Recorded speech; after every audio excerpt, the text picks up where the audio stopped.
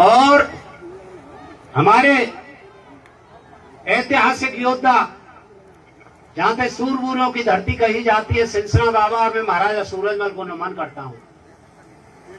सरदार और चिकनी चुपड़ी बात करने से तो कोई फायदा नहीं है, बिल्कुल स्पष्टवादी बात करो।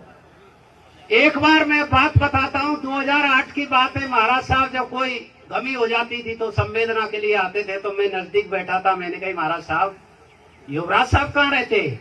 कि सुभाष युवराज साहब तो विदेश गए, इंग्लैंड गए, और वो राजनीति नहीं करेगा, और वो तो एक पढ़ा लिखा बनेगा। हमारे परिवार में इतना कोई पढ़ा लिखा भी नहीं है। तो ना जाने जन कोई भगवान के बाहर आता उन महाराज साहब से कि राजनीति नहीं करेगा।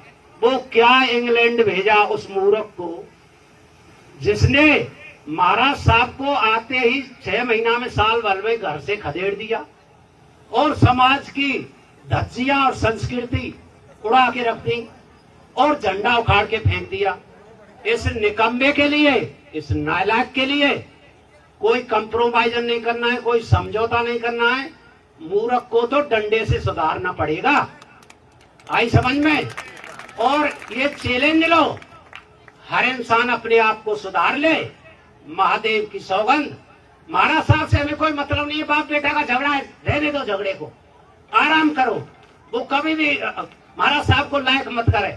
ये भरतपुर रियासत है ना, सत्तों से बिरादरी, महाराज साहब के लिए, सम्मान के लिए कहीं कमी नहीं है। महाराज साहब 1000 छोरा ले, 2000 लो, किसी घर में ले, सुल्तान की कोई कमी नहीं है।